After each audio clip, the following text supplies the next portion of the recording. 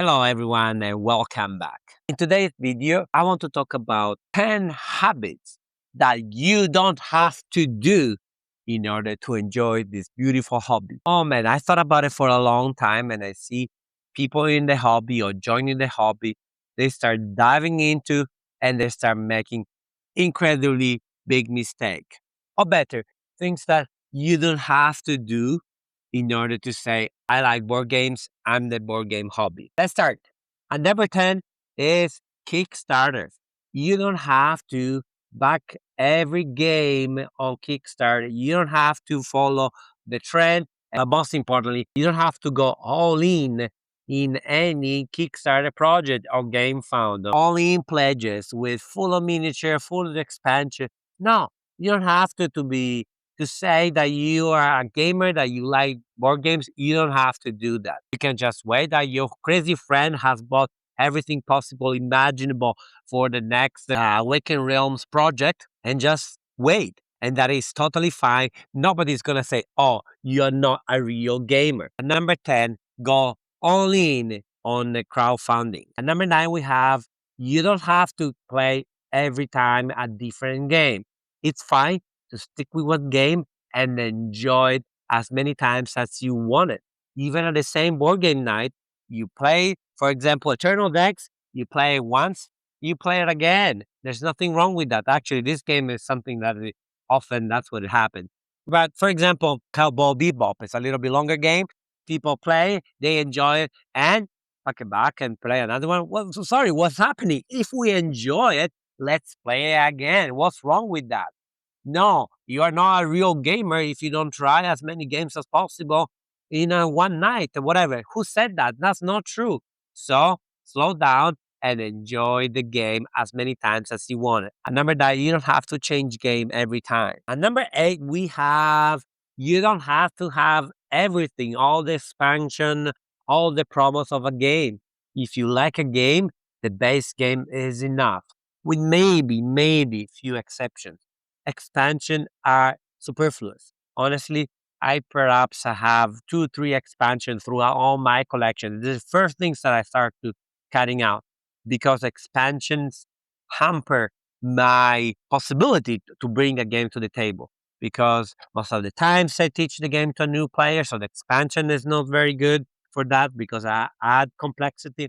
Or the expansion is in a big box, and the big box is so heavy to carry somewhere else, and so I need to wait maybe to create the night for that game, play it at home with those specific people that perhaps have already played the game.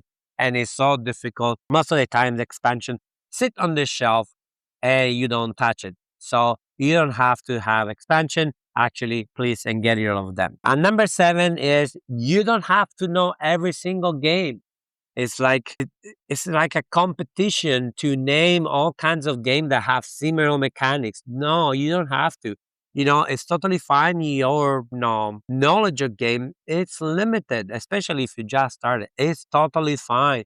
Nobody should judge you, and you should not chase all possible games to expand your knowledge. If you have the chance, it's fine, but that doesn't mean it's the way to enjoy the hobby. Enjoy the hobby is having fun. Be knowledgeable about titles, about mechanics. That sounds very boring to me. Not at all fun. So don't do it. And number 6 is don't do the challenges. I've seen these people that put like the 10 by 10 challenge, the 5 by 25 challenge, the 100 by 100 challenges. It's ridiculous. You are torturing yourself. I feel it's a torture that already I have 100 games in my collection. I perhaps play a tenth of them, or maybe less, every year. And I play maybe 2, 3 times throughout the year. And I need to pause myself to play for 10 times. And on top of that, I need to squeeze other games. It's like, it's a torture. If you want to play one time throughout the year, do it. If you want to play 2 times, do it. If you want to play 50 times, do it. Why you need to play the challenge? Why you need to show off your challenge? You achieved your challenge. Challenge is suffering. Challenge means suffering, means effort, means something that is not fun. And playing board games is all about fun. So don't do challenges because that's no fun. It's torture, and I don't want you to torture yourself. Number 5, we have you don't have to play every week. You don't have to play many times. You can just be someone that enjoy the hobby and play seldom. It's just fine. Nobody should be judged or should be evaluated how much you're part of the hobby based on how many plays you put in your board game geek stats. Really, what are you trying to prove when you put, oh, I did 1,000 plays this year, 500 different games. What are you trying to prove? And then I go through your stats, and they're like tiny, small games, like nobody knows what they are and whatever. What are you trying to do? No, absolutely not. It's totally fine, and you should enjoy your hobby with less plays, more quality, less quantity. That should be your 2026 resolution. Do not play a lot of games just for the sake of playing a lot of games. If you have time, fine, but pick quality over quantity. Number 4 is you don't have to go to convention. Some people seems very upset that they cannot go to many convention or they can only go to Gen Con and the Spiel or whatever. Oh man, these are the two biggest convention in the world, and you're very sad that you only go on two of them. Come on, be serious. It's fine if you cannot go. We have real jobs. Very few people make a living out of board game. The majority of us is just enjoying the hobby, show off some content on social media. That's it. So conventions are very expensive. They are very far from you where you live most of the time. So it is totally fine if you pick one convention just down the street that nobody knows, only 10 people show up, and it's fine. And if you cannot even go there, that's fine. Organize your board game group and you're going to enjoy the hobby regardless. And number 4, don't go to all the conventions. And number 3, we have you don't have to buy the new hot game. You don't have to buy all the new releases.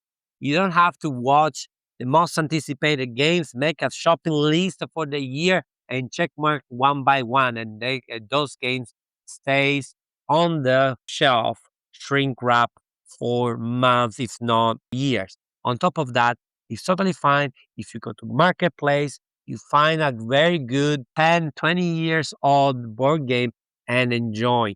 There are so many good games that have the 15 years plus, and nobody plays them, and you don't know any of them, and you should play more those than the newest that is just a ripoff or something that has been played before. So don't chase always the cult of the new. Step back, relax, enjoy something that you have already in your shelf that is very old, but so good, like a very old wine, or find on the marketplace at highly discounted price. You're gonna have a very good time. Number 3, you don't have to buy the newest releases. And number 2 is you don't have to make content to enjoy games. You don't have to take picture and post it on Instagram. You don't have to have a YouTube channel to enjoy the hobby. You can just be an anonymous person just playing with the bits, playing with the boxes, playing with the content, and that's it. Nobody needs to know that you can participate in math trades. You can participate at home with your friend, and you can watch other more famous people on YouTube, and that is totally fine. You don't have to own your Instagram account. You don't have to make your own content. We don't need your review. You don't need my review. And that is a number 2. In order to enjoy this hobby, you don't have to make content. And number 1 of this list is you don't need to own many games.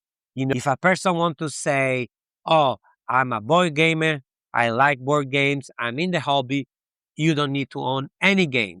Honestly, your library could be equal to 0. Perhaps 0 is too little because maybe you want to have some time with your family, and so maybe you have 1 or 2 boxes, but you don't need hundreds or thousands of games to be considered someone in the hobby. You can just play whatever other people have. You can go to board game cafe, enjoy the library, go to convention or other meetup where people show up with games and place those. And nowadays we also have internet, so it's totally fine to enjoy the hobby without owning many boxes at home. So a number 1 mistake and things that you should stop considering is owning many games just to prove that you are in the hobby. That is not true. The true hobbyist or board game hobbyist is the one that take a box, no matter what it is, enjoys it, have a good time with your friends, has a passion about it, looks forward to open another box, spend another great experience with the people at the table. This is what board game is about. And if you think about something that I missed, I should have been added to this list, please let me know in the comments down below. And don't forget to like, subscribe, share with your friends. You know the drill. This is not your first YouTube video, am I right? Thank you very much and see you next time. Ciao.